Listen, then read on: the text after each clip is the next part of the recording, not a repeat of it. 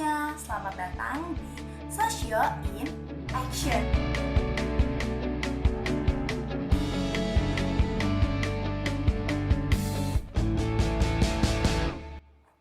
Berbeda dengan video-video aku yang sebelumnya, di video kali ini aku bukan mau bermakeup atau mau share tentang skincare dan semacamnya, tapi ini adalah segmen khusus di mana aku mau sharing sama kalian analisis aku tentang drama-drama atau film-film yang menurut aku menarik banget untuk ditonton. Karena aku lulusan pendidikan sosiologi, jadi aku mau coba analisis nih film-film atau drama yang aku tonton ini berdasarkan teori-teori atau sudut pandang dari sosiologi.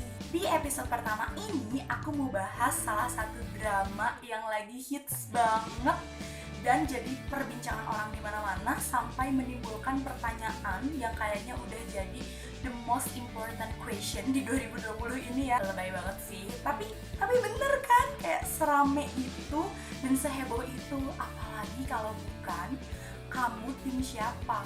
Kamu tim Han Ji Pyong atau tim Namdosan? Ya, kita bakal bahas startup. Nah, di sini aku bukan mau bahas nantinya ceritanya akan kemana atau kayak alur ceritanya itu gimana. Jadi aku bukan mau ceritain dramanya ini menceritakan tentang apa, tapi aku mau sharing sama kalian pendapat pribadi aku kalau aku coba lihat cerita dari drama ini dari sudut pandang sosiologi. Di video ini aku pasti bakal spoiler dong ya, karena kan aku akan membahas beberapa adegan yang kalau aku coba lihat dari sudut pandang sosiologi itu seperti apa. Jadi tunggu apa lagi? Ayo kita mulai ke videonya. Tunggu, sebelumnya ada beberapa syarat yang harus kalian perhatiin selama nonton video ini. Karena kita akan bahas dari sudut pandang sosiologi, maka kita juga harus mengenal 4 sifat dasar dari sosiologi. Yang pertama, empiris, yaitu berdasarkan pengalaman yang sebenar-benarnya ada di masyarakat. Yang kedua, teoretis, atau dijadikan sebuah teori untuk menganalisis suatu hal. Yang ketiga adalah kumulatif, yaitu teori-teori yang sudah ada akan terus diperbaharui dan berkembang sesuai dengan perkembangan manusianya. Non-etis, yaitu tidak melihat baik atau buruknya, melainkan apa penyebabnya, bagaimana faktanya, dan seperti apa dampaknya. Kalau udah, yuk beneran mulai ke videonya. Kenapa aku pengen bahas drama ini? Ya selain karena aku pun nonton dan aku sangat terbawa dengan situasi dramanya, karena keren banget kan ya dramanya. Tapi di drama ini tuh aku melihat ada sesuatu yang wah dan keren banget gitu loh untuk drama yang hitungannya ringan. Ini kan dia bukan drama yang ada misterinya ceritanya atau ada hal-hal yang memang konspirasi gitu di dalamnya. Kalau kita lihat dari jalur ceritanya, ini kan cerita normal ya, maksudnya cerita yang umum sering kita dapatkan gitu, cerita-cerita dari film atau drama yang bentukannya kayak perjuangan seseorang yang punya mimpi, dia berusaha mengejar mimpinya yang akhirnya terwujud gitu loh, tapi ada bumbu-bumbu kasmarannya, ada bumbu-bumbu keluarganya dan segala macam gitu. Tapi justru di sini yang menurut aku sangat menarik adalah terbaginya penonton ke dalam dua tim Han Ji Pyong atau tim Namdosan, yang ternyata itu lebih banyak orang-orang yang ada di pihaknya Han Ji Pyong. Ya walaupun aku nggak tahu sih apakah orang itu memilih karena memang terbawa suasana ceritanya atau hanya karena ketampanan si Kim Sun Ho-nya gitu ya, kayak aku. Kalau kita bahasnya second lead syndrome itu kan udah biasa, udah banyak ya, maksudnya nggak cuma di drama ini gitu itu terjadi. Tapi yang aku soroti di sini adalah ini heboh banget, ini rame banget sampai temen aku pernah share ke aku kalau di Korea itu dibikin vote, jika aku menjadi Sodalmi, aku akan memilih siapa. Dan sebanyak 81% itu memilih Han Ji Pyong, bukan Namdosan. Dimana di sini itu Namdosan itu pemeran utama cowoknya, bukan Han Ji Pyongnya. Terus kalau kita coba pikir-pikir lagi, yang memerankan Han Ji Pyong ini tuh aktor baru ya, maksud aku bukan beneran baru. Karir dia di perdramaan televisi itu kan baru dimulainya tuh tahun 2017, dan itu pun bukan peran utama, kayak dia ada peran gitu di drama Good Manager. Dan ya oke, setelah itu dia memang ada drama-drama yang dia jadi spotlightnya gitu dari dramanya. Bahkan ada scene yang dia sangat terkenal banget gitu karena scene di salah satu drama. Tapi bukan orang yang setenar dan juga dikenal Nam Joon Hyuk gitu. Kalau Nam Joon Hyuk itu kan udah ya tenar banget deh, maksudnya kayak dia udah memasuk kategori standar kegantengan aktor Korea.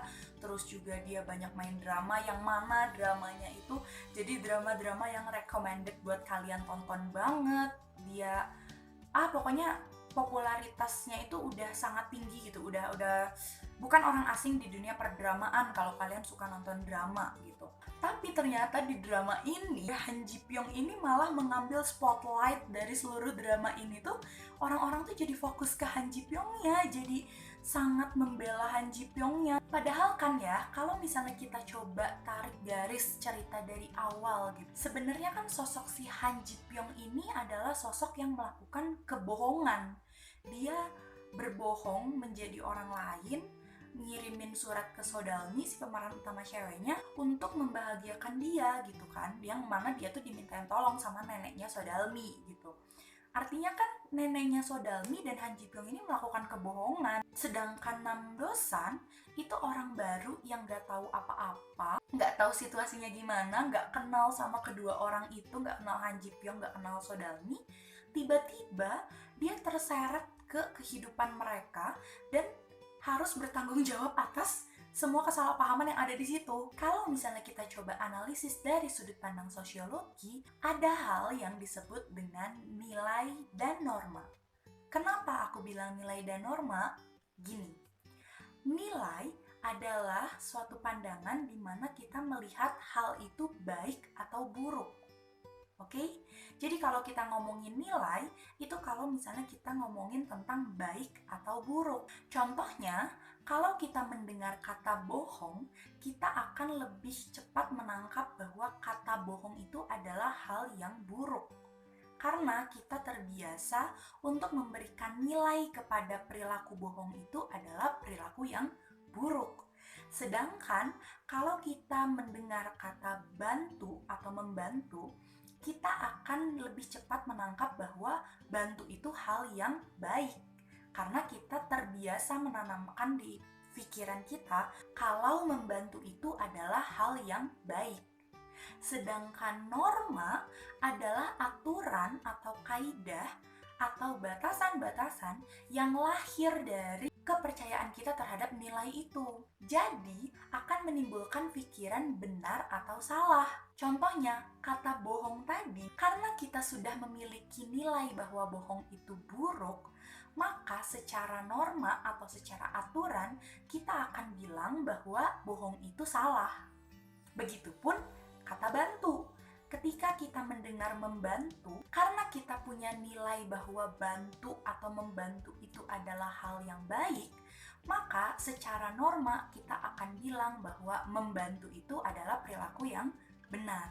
Nah, di sini aku ngeliat kalau kita itu sebagai penonton diberikan dua pandangan sekaligus kepada si kedua tokoh ini. Kalau kita melihat Han Ji Pyong dari sisi dia berbohong kepada Sodalmi bahwa dia itu namanya Nam Dosan, dan ketika besar pun dia melanjutkan kebohongannya dia dengan membantu Nam Dosan supaya terlihat seperti Nam Dosan yang dulu ngirimin surat ke Sodalmi. Maka kita akan menganggap bahwa perilakunya Han Ji Pyong ini buruk dan salah karena dia ngelakuin kebohongan.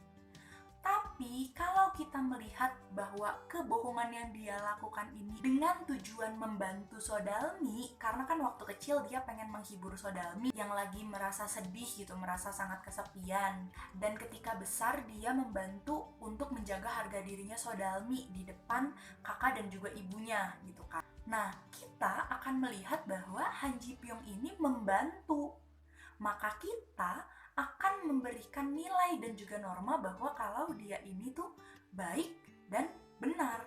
Sekarang kalau kita coba lihatnya dari Namdosan. Kalau kita coba bahas Namdosan, kita kan melihatnya bahwa Namdosan ini orang yang nggak tahu apa-apa, tiba-tiba dia datang ke kehidupan orang, dimintain tolong, tapi malah memanfaatkan si suasana itu tuh untuk menarik hatinya Sodalmi. Jadi seakan-akan dia ini merebut Sodalmi dari Han Ji Pyong. Nah, kalau kita melihatnya dari sudut itu, maka kita akan memberikan nilai dan norma kepada Namdosan ini bahwa dia itu buruk dan salah. Sedangkan kalau kita coba lihatnya, Namdosan ini nggak tahu apa-apa.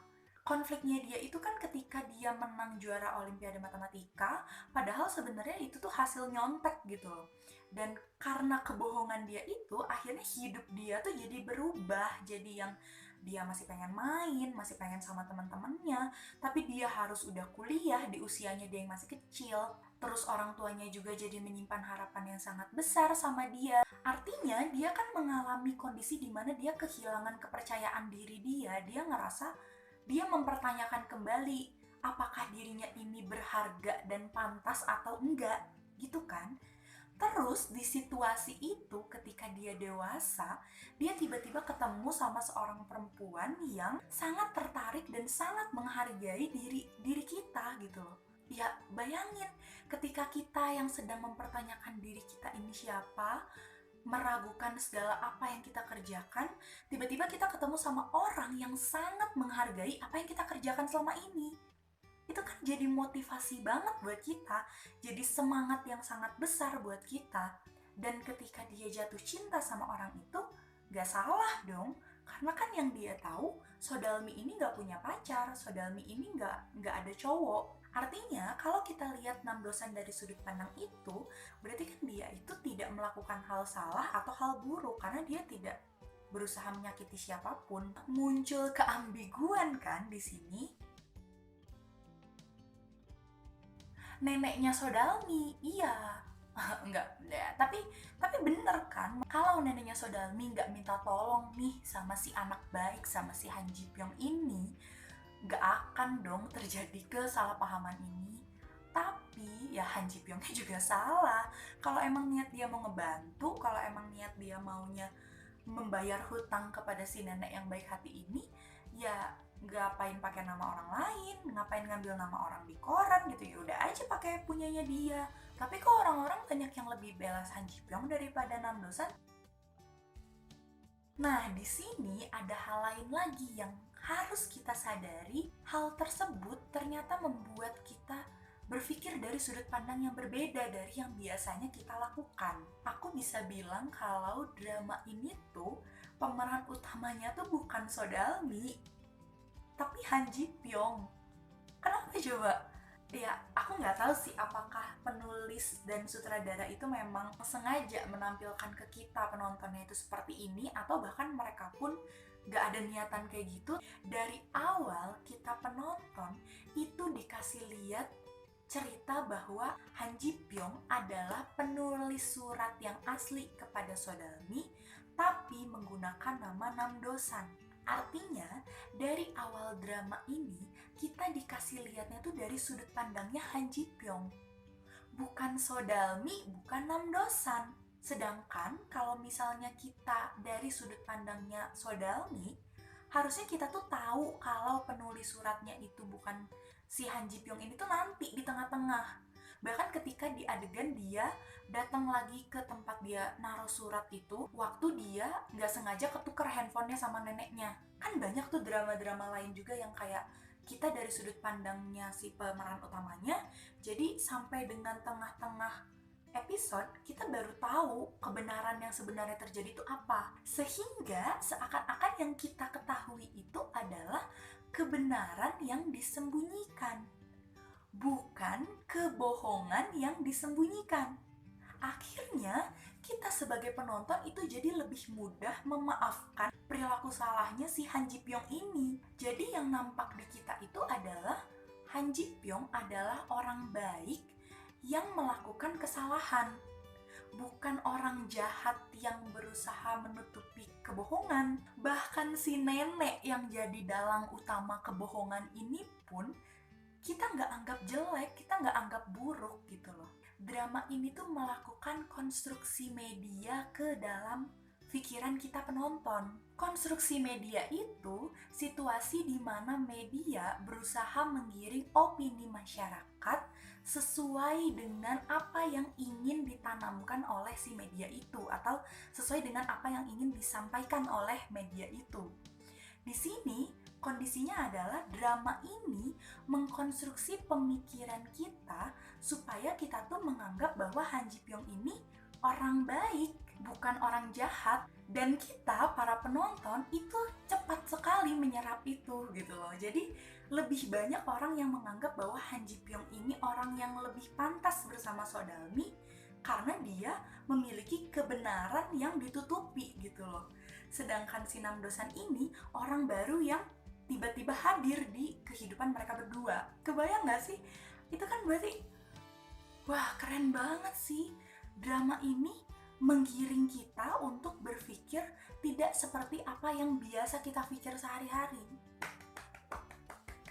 Keren banget. Nah, jadi apa yang aku coba sampaikan adalah setiap orang akan punya penafsirannya sendiri mengenai suatu hal berdasarkan nilai dan norma yang ia pahami dan ia yakini. Jadi ya nggak ada salahnya kamu tim Han Ji Pyong, kamu tim Nam Dosan, dan nggak ada tim yang salah, tim yang benar gitu ya. Ya udah, gitu. Seneng banget aku bisa sharing sama kalian pendapat aku dan analisis aku dari drama startup ini melalui sudut pandang sosiologi. Kalau menurut kalian ada beberapa hal yang belum sempat aku bahas atau mungkin kalian punya analisis versi kalian, boleh banget share di kolom komen di bawah. Sampai sini dulu video kali ini, sampai ketemu di video selanjutnya. Dadah!